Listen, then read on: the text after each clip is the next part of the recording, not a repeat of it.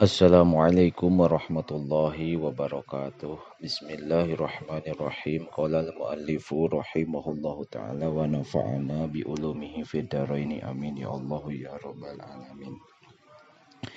Qala ngadawu saha Musa bin Imran, Musa putrana Imran.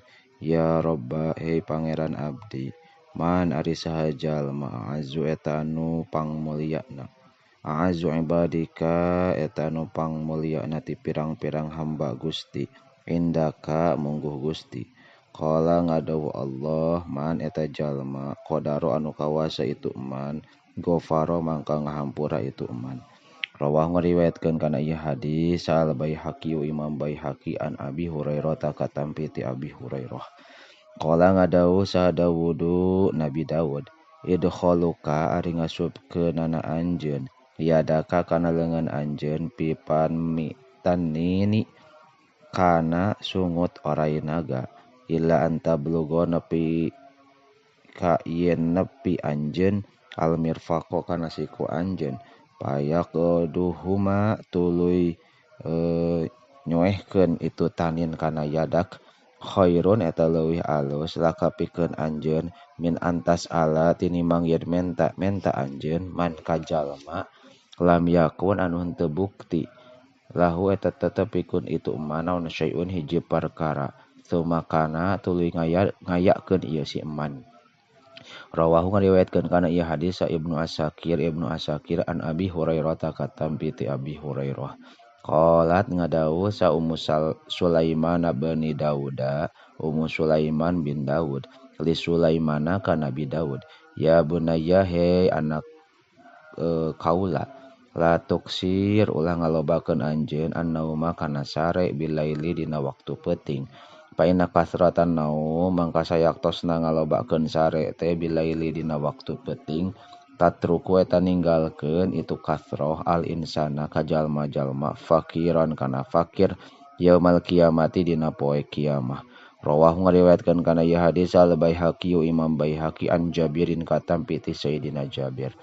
Kul kudu ngucapkeun anjeun Allahumma ya Allah ij'al muga ngajadikeun Gusti sariroti kana rahasia abdi khairon kana leuwih alus min alaniyati tinimbang zahir abdi waj'al sareng muga ngajadikeun Gusti alaniyati kana zahir abdi sholihatan kana alus.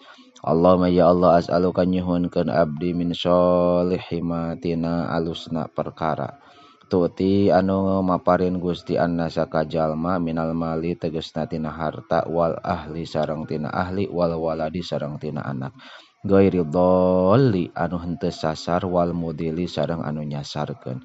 Rawahu ngariwayatkeun kana ieu hadis Tirmidzi Imam Tirmidzi an Anasin katampi ti Sayyidina Anas. Qul ngucapkeun ku anjeun Allahumma ya Allah patiros samawati anu ngadamel kana pirang-pirang langit wal ardi sareng bumi alimul ghaibi anu uninga kana perkara ghaib wa syahadati sareng anu zahir. Rabba kulli syai'in pangeran sadaya perkara wa malikahu jeung anu ngamili kana itu syai'. Asyhadu nyaksian abdi alla ilaha kana teu aya deui pangeran illa anta angin Gusti. A'udzu nyalindung abdi bika ka Gusti min syarri nafsi tina kagorengan awak abdi. Wa min syarri syaitani sareng tina kagorengan setan wa syirkihi sareng babaturanana setan. Kulha ucapkeun ku anjeun itu Allahumma idza asbahta dina waktu isuk-isuk anjeun wa idza amsaita sareng dina waktu pasosore anjeun wa idza akhadta sareng di mana-mana tumandang anjeun madja'aka kana tempat sare anjeun. Rawahu ngariwayatkeun kana ieu hadis Ibnu Hibban an Abi Hurairah katampi ti Abi Hurairah. Qul ucapkeun ku anjeun Allahumma ya Allah inni sayaktosna abi as'alu eta nyuhunkeun abdi ka Gusti nafsan mutmainnatan kana awak anu tenang tu'minu anu ngimankeun ieu nafsu biliqaika kana tepang ka Gusti wa tardha sareng ridho ieu nafsu biqadaika kana qada Gusti wa taqna'u sareng ngalap cukup ieu nafsu bi'ataika kana pamasihan ti Gusti. Rawahu ngariwayatkeun kana ieu hadis Abdiyau Imam Dia Abi Umamah ti Abi Umamah. Qul ngucapkeun ku anjeun Allahumma ya Allah ighfir muga ngahampura Gusti li ka abdi warhamni sareng muga mikawelas Gusti ka abdi wa'afini sareng muga ngaraksa Gusti ka abdi warzuqni sareng muga ngarizkian Gusti ka abdi fa inna haula'i mangka sayaktosna itu anu kabeh teh tajma'u eta ngumpulkeun itu anu kabeh laka ka Gusti dunia ka kana dunia Gusti wa akhirataka sareng kana akhirat Gusti. Rawah ngariwayatkeun kana ieu hadis sa Ibnu Majah an Syarikil Asja'i ti Syarik al Asja'i.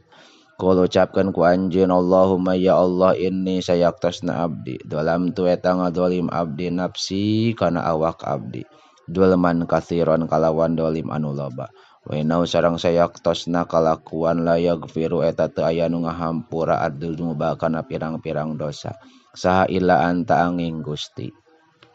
Fagbir maka moga ngahampura Gusti li ka abdi magfiratan kalawan hampura min indika ti arah-arah Gusti.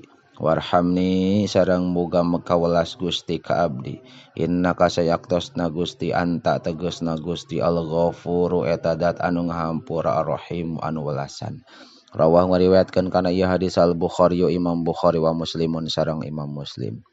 Qoli lolo fikhi ari saeutik na tina pangarti khairun eta leuwih alus min kasiril ibadati tinimang lobana ibadah wa kafa sareng cukup sahabil mar'i ka jalma naonana fikhan pangartina iza abada di mana-mana ibadah ieu si mar'u bil Allah ka Gusti Allah wa kafa sareng cukup sahabil mar'i ka jalma naonana jahlan bodona ida ujiba di mana bada geus dibilang-bilang aneh naon biro yihi pikiranana itu si mar'u wa innaman nasu sareng pastina ari jalma-jalma teh rujulani eta aya dua lalaki mukminun kahiji jalma mukmin wa jahilun sareng kadua jalma bodoh fala tu'zi mangka ulah nganyeri anjeun al mukmina ka jalma anu mukmin wala tuhawir sareng ulah ngamusuhan anjeun al jahila ka jalma anu bodoh.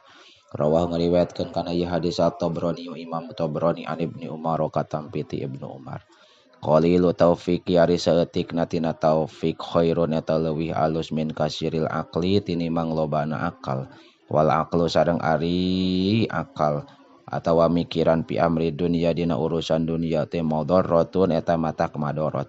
Wal aqlu sareng ari mikir-mikir fi amri din dina urusan akhirat masarratun eta ngabungahkeun. Rawahu ngariwayatkeun kana ieu hadis sa Ibnu Asakir wallahu a'lamu bissawab.